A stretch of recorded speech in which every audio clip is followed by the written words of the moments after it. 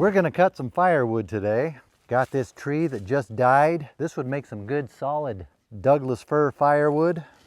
Couple dead ones next to it. Another dead one there. This one just died, but I'm not gonna use those for firewood. I'm just gonna leave those, let them rot. Instead, I'm gonna cut down some live green trees to make firewood.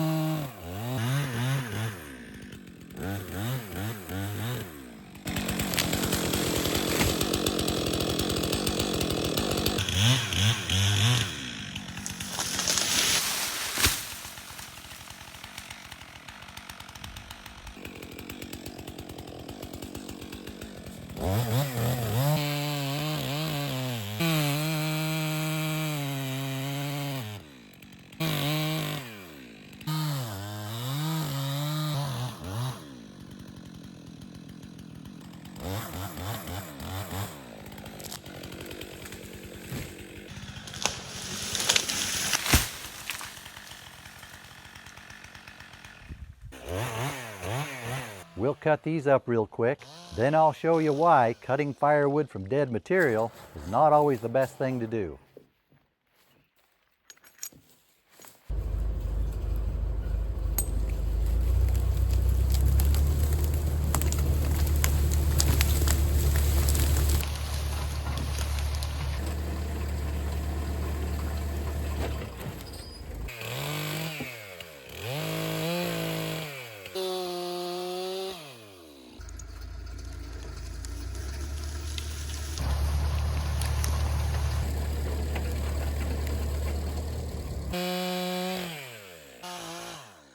A lot of people would probably think you should be cutting your firewood out of these dead trees. They still have perfectly good firewood in them. Utilize those so they don't go to rot, go to waste, instead of cutting green trees. That's a common belief, and it seems like it makes sense, but sometimes there can be a big difference between what seems like makes sense and what actually makes sense. This video was partly inspired by another video I saw where a young couple bought a new piece of property. They were cleaning up their forest. They were cleaning up all this dead material, all the good stuff. They were cutting it into firewood. This kind of material, they were piling it, burning it.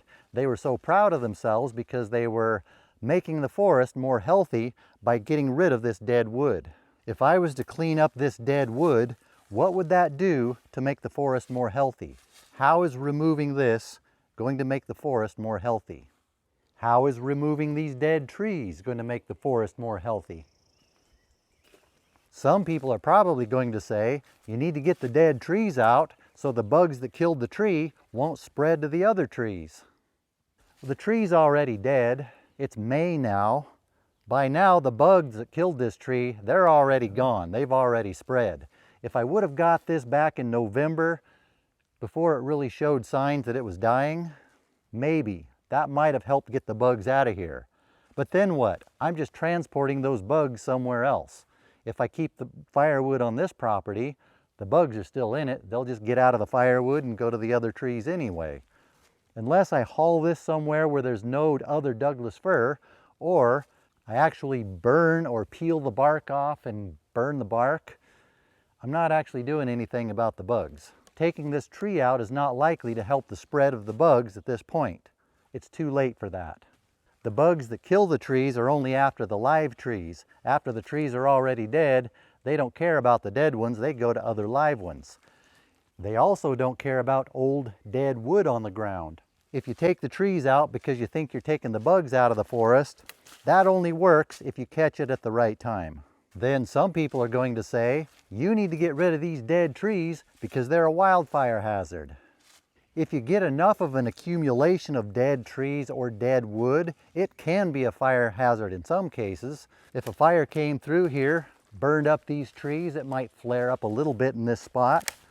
But on a forest-wide scale, is that really going to contribute to runaway fire, wildfire? As time goes on and the limbs fall off, they'll become even less and less of a fire hazard. I would be more concerned about these fine, flashy fuels close to the ground than I would be a few scattered snags here and there. A few scattered logs on the ground, they're just not a fire hazard. Big material like this does not flare up like the fine material does. This large woody material that you would cut firewood out of is not the material that would be the fire hazard. The log that was here would be the stuff you'd cut into firewood material. That log is not the fire hazard. The rest of this fine stuff that you leave behind, that's the stuff that's the fire hazard. The snags and the logs, that's the part that creates the wildlife habitat.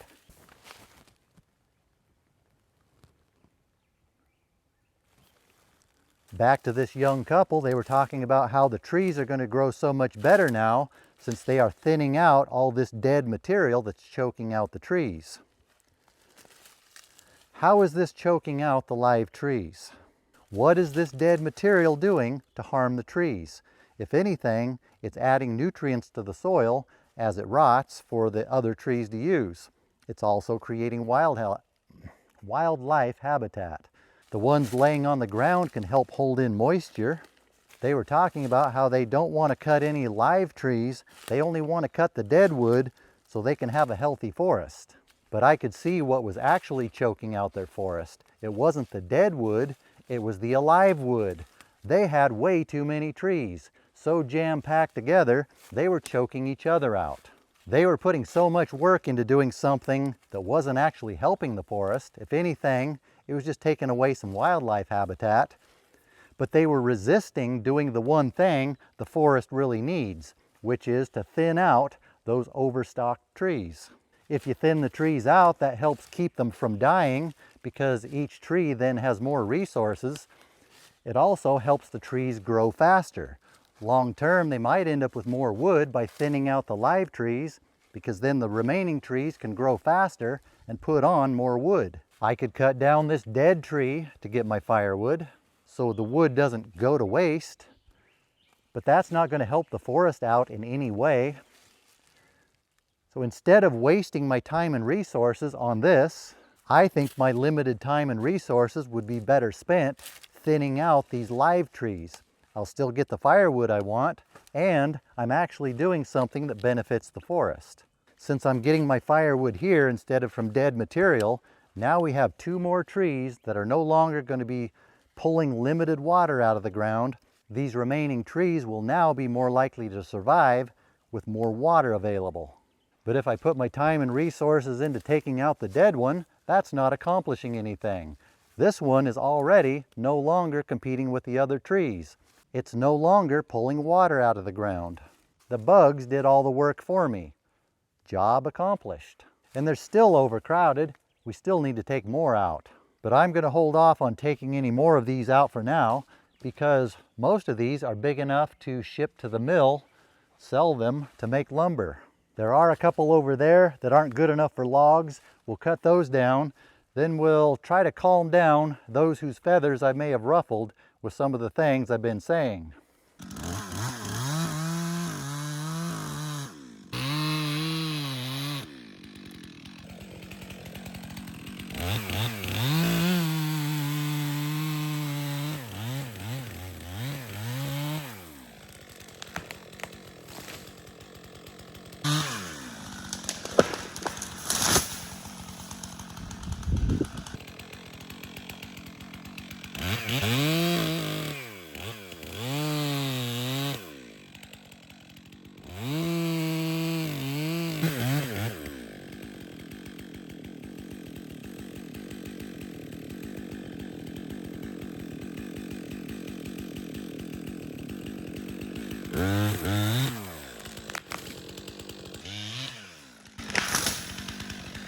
Here's an example of why you should always be paying attention to everything around you and be very careful when working in the woods,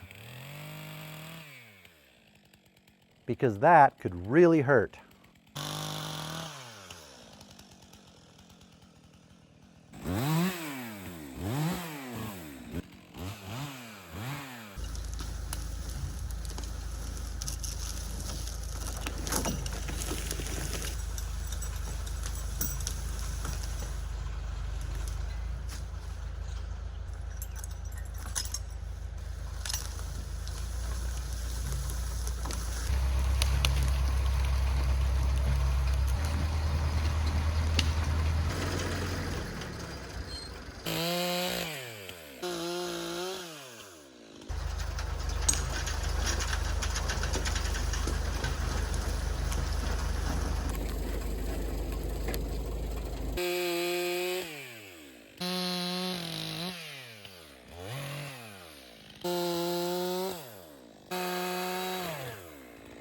Now for some damage control. I know there will be some people who are not going to like this idea of leaving the dead trees and the dead wood in the woods to rot, cutting the green trees instead. It's going to go against everything they have ever evered. But a lot of those people may not have the same kind of situation we have here. If you don't have a situation where your biggest problem in the woods is you have way too many green trees, or maybe too many of the wrong type, obviously this wouldn't apply to you. If you have a situation where your problem is you have too much dead wood and you don't have a problem with too many green trees, obviously it would make more sense for you to cut dead wood instead of green wood. Some people are probably going to say, yeah, but what if I only have small acreage? I don't have enough forest land to supply all my firewood needs. I have to cut up all my dead material. I need to utilize everything, otherwise I won't have enough firewood. Well, in that case, you might want to cut up all your dead material. You might want to try to utilize everything, otherwise you might not have enough firewood. I don't think you needed me to answer that one. I think you came up with a pretty good solution to that on your own. Some people are probably going to say, but I like cutting dead wood because a lot of times it's already dry. I want to be able to burn it now. I don't want to have to wait all year for it to season. If you need dry wood right now and you don't have time for it to season over the summer before you need to burn it, obviously cutting dead trees is going to work better for you than cutting green trees. Obviously, for some people, there may be other reasons why they would prefer to cut up dry wood instead of green wood. Do we really need to go through all of these but obviously's individually? Maybe we can just do across the board disclaimer. What I talk about in my videos is usually about what I am doing here and my situation here. Your situation may be different. What I talk about here may not apply to you. There. Will that make everybody happy? There is one but obviously I think we should cover because I think it's an important one. In defense of that young couple I was talking about, I wasn't trying to pick on them. They were just a good example. A lot of what they were doing was right around their home. It is a good idea to clean up the dead wood and the dead trees around your home. There's a big difference between a healthy forest and your home. A healthy forest in fire country is adapted to fire. Homes typically aren't. Removing all that dead material from around your home could save your home from wildfire. It reduces rodent and obnoxious things habitat right around your home, and it just looks better. But out away from their home, out in their forest, I don't know that cleaning all this kind of material up was as beneficial to the forest as they were thinking it was. Instead of piling and burning all that material, I think that couple would have been better off doing something like this. Lop it up with a chainsaw a little bit so it lays flat on the ground like this, out in the woods away from structures. This isn't really a fire hazard, where it can continue to feed wildlife and create habitat. Woodpeckers have had a great time over the years pecking this stuff apart, eating the bugs inside. They may have other reasons I don't know about for cleaning up all the dead wood in the forest way out away from their home. Maybe they just like the looks of it. Maybe that's a good enough reason for them. We just have to be careful not to fall for some delusion, put a whole bunch of effort into doing something because we think it's helping the forest, when it's really not. A dead tree like this out in the woods, away from structures, does not concern me that much when it comes to wildfire. Ladder fuels like this do concern me a lot. If a ground fire was to come through, soon as it hits these branches, after a hot, dry summer with months of no rain, this foliage is parched and full of conifer resins. Just like a ladder, they can transport a ground fire all the way up into the crowns of the trees. Then the fire can spread from crown to crown through the parched, resin-filled needles. I think putting my time and energy into doing things like trimming up these ladder fuels will do far more to protect the forest than doing things like salvaging some dead trees. An overcrowded forest of green trees with highly flammable needles like this concerns me much more than a few dead trees or some woody material left in the woods. I think my time and resources are better spent thinning out these live overcrowded trees, which will do much more for the forest than spending my time and resources cutting up dead wood. One more but obviously. Some people are probably going to say, but where I cut wood, it's on public land or it's on land where they only give permits for cutting dead and downed wood. Do we really need to cover that? Or can we just let that one go? I love the comments, but sometimes, a few of them, but what you're saying doesn't work in my situation. My situation's different.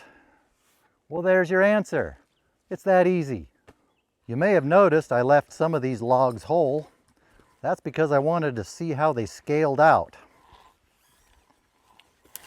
This one will make a 35 footer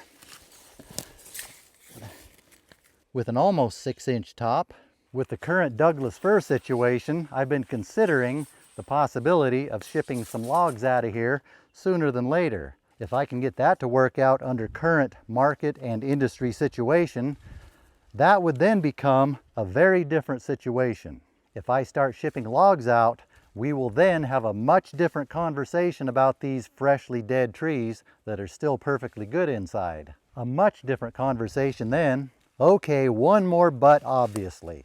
Someone's probably going to say, yeah, but what if a forest fire goes through, wipes out a forest? There's a whole bunch of good standing timber left that could be salvaged. Are you saying the loggers should just let all that timber go to waste, instead go clear cut green trees somewhere else like they usually do? Obviously, that is a different situation. I think we should treat that kind of a situation based on that situation, not based on the situation we're talking about here. There's a big difference between what industry can do and what you and I can do ourselves out in the woods. There's also a big difference between what an industrial operation can do, salvaging bug-killed forests, versus what you and I can do working on our own land or cutting our firewood. I think all of this is just an excessively wordy way of saying what I'm talking about here is not for everybody. It's not for every situation. I'm just trying to give you some ideas to consider, to put in your box of ideas to consider. Ideally, I would be able to salvage the dead material so that wood could be utilized and thin out the green trees too. I would be able to do both. But my time is limited. I can only do so much. Unless this works out. If I get set up again to start moving logs out of here on a much larger scale like I used to, we'll be having a much different conversation. Okay, one more, but, well, this time maybe not quite so obviously. Some types of tree species like this ponderosa pine, if it's fresh, green wood that has been cut or the tree fell over, that fresh cut green wood can breed bark beetles, even in the form of firewood. In that case, removing this fresh cut green wood from the forest actually could help the forest. But that green wood is much different than dead wood. It's best to contact a local forester to find out if you have any of those species in your area and find out which time of the year it's best to avoid creating fresh cut wood from those species. In my attempt to pre-address a lot of the likely comments I will get on this video, I may have just made the most jumping all over the place, confusing video I have ever made. But hopefully, you'll be able to make sense out of at least a little bit of it.